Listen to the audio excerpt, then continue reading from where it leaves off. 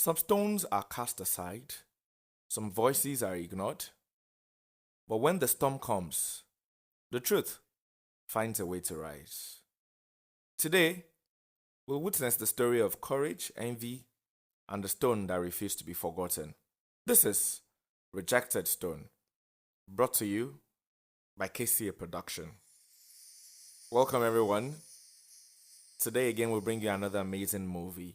But before we go ahead, please remember to subscribe to KCA Production before the story finds you. KCA Production will bring you amazing and beautiful stories, movies, documentaries, entertainment gist, and everything that could just make it relaxing and inspiring. Please remember to subscribe to KCA Production. Like this video, drop your comments in the comment section, share, and let us know what you think. Alright, let's get right straight into it. Rejected Stone. In a small Igbo village battered by relentless floods, a young boy, Obina, discovers a simple but powerful solution to save the farmlands that the elders and proud youth overlook. As the village celebrates his wisdom, envy festers in the heart of Ikechukwu, a man desperate for recognition and authority. With the guidance of his grandfather, Paobi, and the mysterious oracle, Dibia Nnaemeka, Obina must navigate the dangers of human pride, jealousy, and superstition. In a gripping tale of tradition, courage, and the quiet strength of the overlooked, Rejected Stone shows that even those cast aside can rise to greatness, and that envy can strike when least expected. Enjoy. In a quiet Igbo village at dawn, palm trees sway gently. Smoke rises from clay kitchens. Women sweep their compounds with short brooms. Roosters crow. A calm elder's voice speaks. In every village, there's always one child the world refuses to understand. The one people dismiss. The one they say will never become anything. But the elders also say, the stone the builders reject may one day become the cornerstone. On the next morning at Okafor's compound, a large compound with red hearth floors and several mud houses, villagers sit under a mango tree discussing matters of the village. Chief Okafor, a respected elder in his late 60s, sits proudly on a wooden chair. Beside him stands his first son, Ikechukwu, tall and confident. But at the far corner of the compound sits another young man, Obina, quiet, observant, dressed simply. A group of youths laugh nearby. The first youth says, "Look at him again, always sitting alone like a stranger." The second youth says, "Maybe his spirit forgot the way back to his real family." They laugh loudly. Obina hears them, but says nothing. Under the mango tree, Chief Okafor clears his throat. Everyone listens. The council of elders will meet this evening. The matter of the farmland dispute must be settled. The men nod. Ikechukwu steps forward confidently. "Father, allow me to represent our family in the meeting." Chief Okafor smiles proudly. "You speak like a true son of this house." He glances briefly at Obina, then looks away. Obina lowers his eyes. At the kitchen area, Mama Adaize, Okafor's wife, cooks with other women. One woman whispers, "Is that quiet boy truly your son?" Mama Adaize hesitates. "He grew up here." The woman presses further. "But he doesn't behave like the others." Mama Adaize sighs. Not every child comes into the world the same way. She looks toward Obina across the compound. Her face carries both love and worry. Later that day in the compound, Ikechukwu and some youths practice wrestling. Cheers fill the air. Obina walks past carrying a basket of firewood. One youth blocks his path. He says, "Where are you going, philosopher?" Always thinking, never acting. Obina tries to pass. The youth pushes him slightly. The basket falls. Firewood scatters. The youth laugh louder. Obina kneels and begins picking them quietly. Ikechukwu watches but says nothing. Under the tree, an elderly man, Pa Obi, watches the scene. He shakes his head. He calls out, "Young man!" Obina looks up. "Come here." Obina walks over. Pa Obi studies him carefully. "Do you know why they mock you?" Obina shrugs. "Because they can." Pa Obi chuckles softly. "No." He leans closer. "They mock what they do not understand." Obina remains silent. Suddenly, a motorcycle rushes in at the entrance of the compound. A young messenger jumps down. He looks frightened. "Chief! Chief!" Everyone turns. "What is it?" Men from Umudike village are destroying the eastern farmland. Gasps fill the compound. Men stand immediately. Ikechukwu grabs a stick. "Let's go!" The youth rush out with him. Chief Okafor nods approvingly. Obina also begins to follow, but Ikechukwu stops him. "Stay here!" Obina looks confused. "Why?" This is not for people who hide behind silence. He pushes past him. The others follow. Obina stands alone. Dust rises as they leave. Under the mango tree, Pa Obi watches quietly. The world likes loud drums. He gestures toward Obina. But sometimes, the quiet drum carries the deeper sound. Obina looks toward the road where the men disappeared. His eyes show something deeper than hurt, something like patience. Back at the compound, Obina sits alone under the tree. He draws something in the sand with a stick, a rough map of the farmland, even as panic spreads. Pa Obi watches. "What are you doing?" Obina points. "If the water continues from the eastern ridge, it will swallow the farms." Pa Obi raises an eyebrow. "And what would you do?" Obina marks another point in the sand. "Divert it here." Pa Obi studies the drawing. The men returned tired and frustrated. The farmland is partly flooded. Ikechukwu looks defeated. Chief Okafor stands silently. Then Obina steps forward. Everyone turns. "There may still be a way." The men laugh. Here comes the rejected stone. Laughter spreads again, but Pa Obi raises his hand.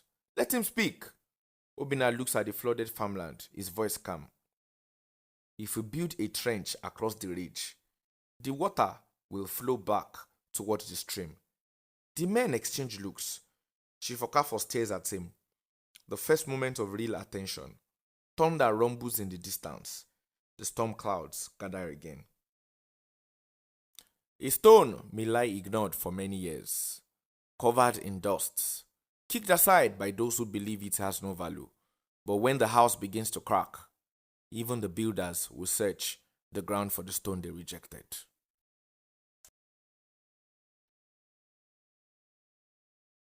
Morning in the village no longer feels peaceful. The flood has not stopped, and the farms continue to weaken under the pressure of the restless water.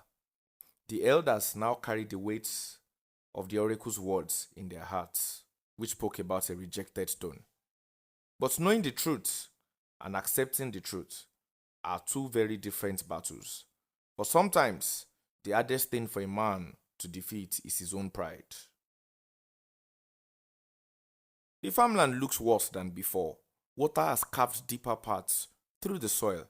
Cassava stems lean helplessly in the mud. Several farmers stand helplessly, hands on their heads. Farmer 1. "If this continues for 2 more days, everything will be gone." Farmer 2.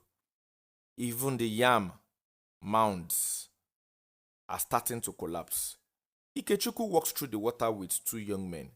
He looks frustrated. The sandbags they placed the day before have shifted. Water flows around them like they were never there. "Brother Ikechukwu, the bags cannot hold it. Ikechukwu kicks one of the bags angrily. Then stack more. The youths exchange doubtful looks but obey. Two elderly farmers stand watching quietly. This stubbornness will cost the village's food. The oracle already spoke. The first farmer nods slowly, but some ears only open after suffering. That same morning at Paobi's compound, Obina sits on a wooden stool, carving a small piece of wood. Paobi walks in from the back of the compound carrying firewood. He places it down and studies Obi. You did not go to the farmland today. Obina shakes his head. They do not need me there. Paobi sits opposite him.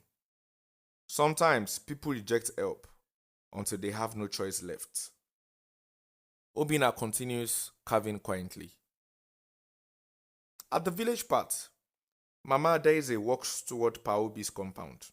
She stops when she sees Obina. For a moment, she watches him silently. Then she approaches. Obina! He stands respectfully. Mama! She looks at the carved wood in his hand. It is shaped like a small ridge and a flowing stream. She raises an eyebrow.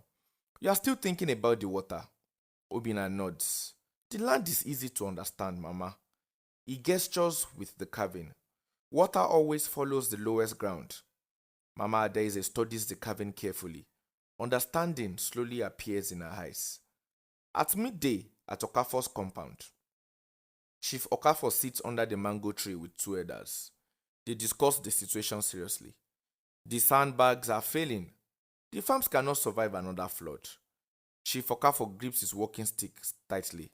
He remembers the oracle's words again. The one you ignore carries the solution. Before he can speak, Ikechukwu storms into the compound. His clothes are wet and muddy. Father, the water is stronger today. Chief Okafor looks at him. And the sandbags? Ikechukwu hesitates. They are holding for now. The elders exchange doubtful looks. A sudden commotion happens. A young boy runs into the compound again, breathing hard, and says, the yam field near the eastern ridge has collapsed. The elders stand immediately. Chief Okafor's face darkens. In the afternoon, the villagers gather in shock. A large section of farmland has caved in. Water rushes violently through the gap. The sandbags lie scattered. Ikechukwu looks frustrated. The farmers whisper among themselves. This is exactly what the quiet boy warned about. Yes, Obina. Now they finally say his name. Chief Okafor hears them. He looks toward the village. His thoughts become heavy. Obina is washing his hands near a clay pot in the late afternoon. Suddenly, several villagers approach the compound. Paobi notices them first. Chief Okafor steps forward slowly. Obina looks surprised to see him. For a moment, no one speaks. Finally, the chief clears his throat. Obina. The boy bows slightly. Chief. The villagers wait quietly. Chief Okafor struggles with his pride, but the farmland flashes in his mind. The ruined crops, the worried farmers. Finally he speaks. You said something about opening the ridge. Obina nods slowly. Yes. Chief Okafor gestures toward the farmland direction. Explain it again. The villagers watch closely. Obina kneels and draws lines in the dirt. A rough map of the farmland appears. The water from the hill enters here. He draws a path, but the old stream used to pass here. He marks another point. If he opens this ridge, he draws a small break in the line. The water will return to the old stream and leave the farms. The villagers lean closer. Some nod slowly. Even the elders begin to understand. But Ikechukwu suddenly laughs. Ha ha ha ha. So we should trust a drawing in the sand. Some youths chuckle nervously. Obina says nothing. Chief Okafor looks at his son sharply, then back at the drawing. He thinks for a long moment. Finally he speaks. Prepare the men. Everyone looks surprised. We will try the boy's method. The villagers murmur loudly. Ikechukwu stares at his father in disbelief. Dozens of villagers gather with hoes and shovels. Lanterns are placed around the ridge. Chief Okafor stands watching. Obina stands nearby quietly. Ikechukwu folds his hands angrily. The men begin digging the ridge. Soil breaks away slowly. Then suddenly, Water bursts through the opening. It rushes into the lower channel. The villagers step back. The current quickly changes direction. The farmland begins draining. Gas spread through the crowd. Farmers watch in amazement. The water is leaving. It is working. Excited voices fill the air. Even the elders look stunned. He turns slowly toward Obina. Chief Okafo for the first time. Respect appears in his eyes, but Ikechukwu stands nearby, watching everything with dark jealousy. The village celebrates the return of hope. The water begins to retreat and the farms breathe again. But while one battle has been won, another has just begun. For when a rejected stone begins to rise, those who once stood above it may begin to fear its strength. And in the heart of one man, envy has already begun to grow.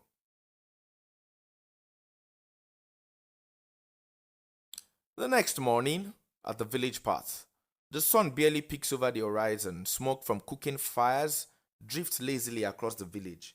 Ikechukwu walks fast, mud on his boots, hands clenched. A boy, a child, has shown the way, and I am forced to follow. He stops at the village well. Water ripples as he stares at his reflection. No! This cannot be. The village cannot celebrate the quiet one over me.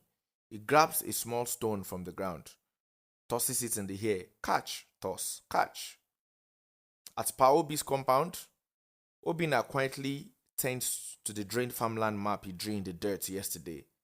Pa Obi watches silently from his chair. The work begins to speak, but envy is a storm that no earth can hold. Obina nods, understanding. He does not speak. At the village square, villagers gather to celebrate the success of the drained farmland. Laughter, chatter, and relief fill the air. Ikechukwu arrives with a forced smile. He claps lightly, eyes fixed on Obina. A youth says to Obina, "Obina did it." The other youth responds, "The water obeyed him." Ikechukwu's jaw tightens. His fists clench. Under his breath, "No one will ever forget that I led the men." But they remember him, always him. He looks toward Obina, who is quietly stepping back. A shadow crosses Ikechukwu's face.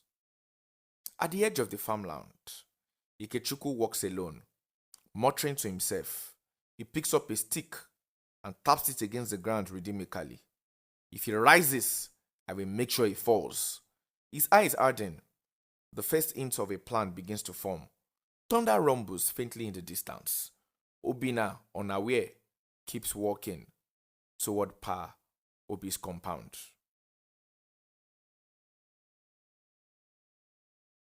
At the village shrine in the evening, the sun sets deep, orange behind the forest. Smoke rises from the shrine. Obina approaches carefully. Pa Obi follows behind.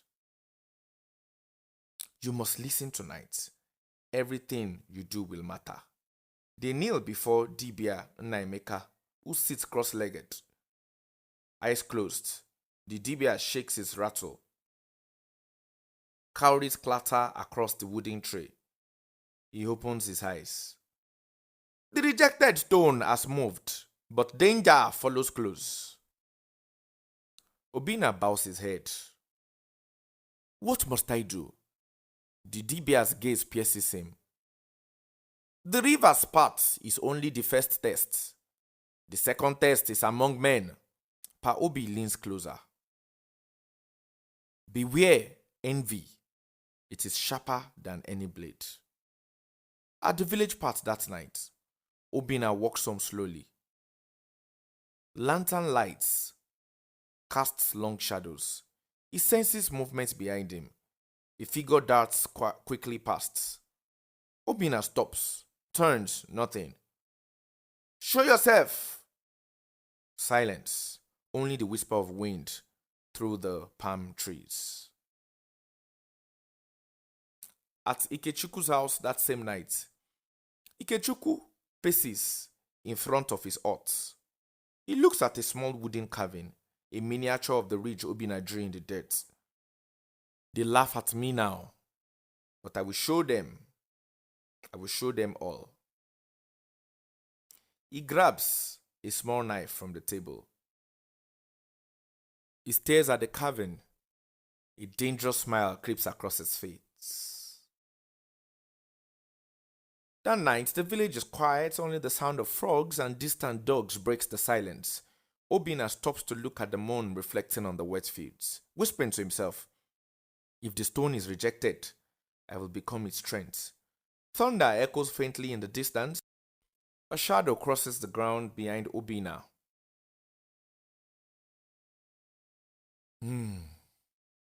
At the early morning on the next day, the farmland, the sky is heavy. Clouds low and dark. Mist drifts over the drained fields. Obina stands at the top of the ridge he dug. Farmers and villagers gather, watching quietly.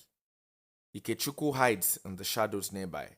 His eyes sharp, fists clenched. The water obeyed yesterday. Today, we test the soil, says Obina. He kneels, pressing his hands against the earth. Pa Obi watches from behind. Patience, strength comes quietly, like the river returning home. Obina's eyes narrow.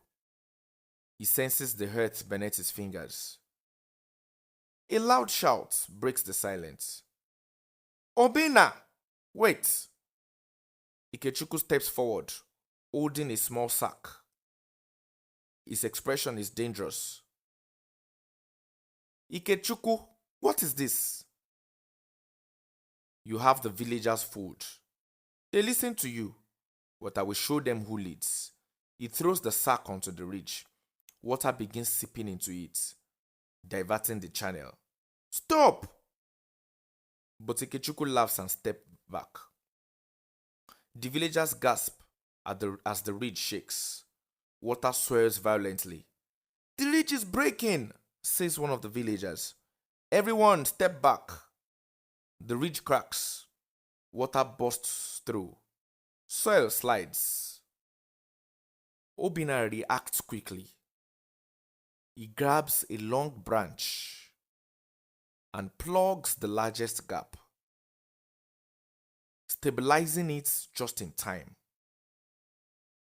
The villagers cheer quietly. Ikechuku stumbles back, angry, realizing his sabotage failed. Obina says, "The stone you reject carries the weight you cannot lift." Ikechuku's face hardens. "You, this boy!" Obina stands tall. "This ridge, this land, obeys those who listen, not those who demand." The water settles into its new path. Crops are safe. The villagers begin to work with Obina, repairing small damages. Ikechuku glares from the shadows, but for now, he cannot act. Pa Obi puts a hand on Obina's shoulder. "The stone has proven itself, but envy never sleeps."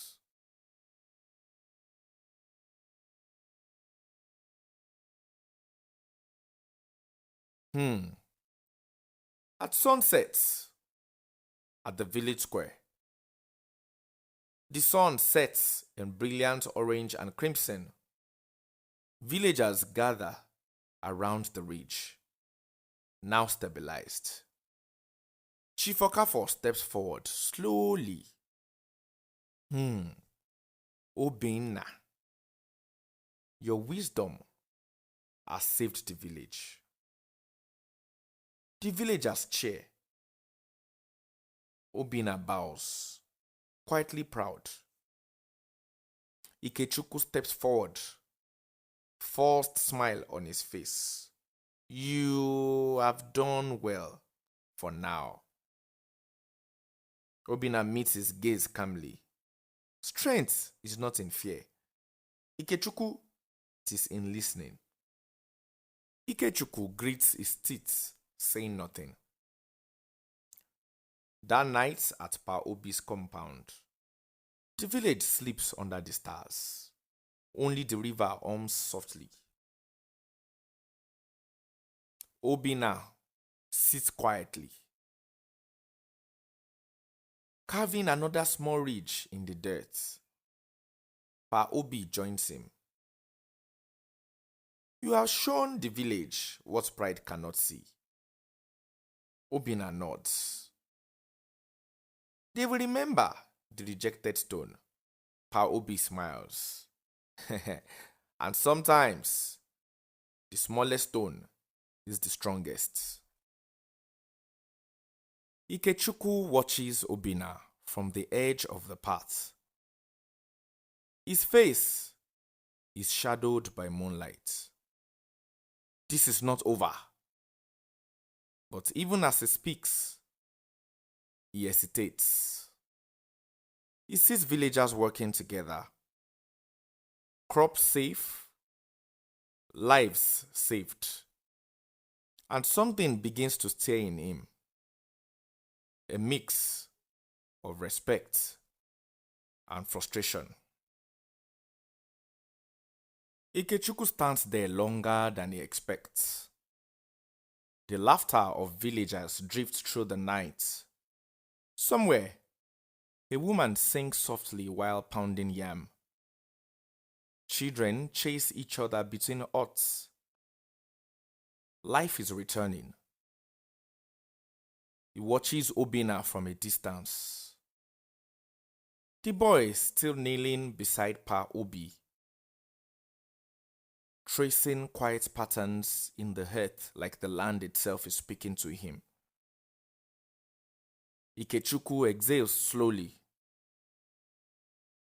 For a moment, the anger in his chest loosens. He remembers the flood, the panic, the fear that the village would lose everything. Then he remembers who saved it.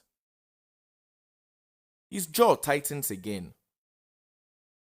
But this time, the feeling is different. Not just jealousy. Something heavier. Something closer to humility. He turns away from the path and walks slowly into the darkness. Behind him, the village continues to breathe peacefully. Late night at the ridge, moonlight glows on the calm water now flowing gently through the new channel. The ridge stands firm, strong, silent, just like the boy who built it. Obina looks towards the feeds one last time before standing. Pa Obi taps his walking stick softly on the ground. Come, my son. The night is old. Obina nods.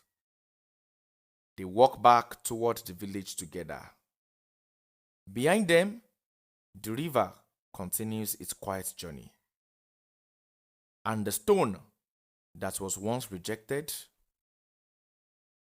now holds the village together.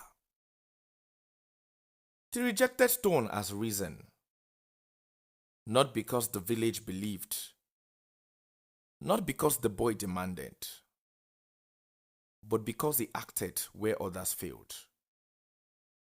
Strength often hides in the quietest places.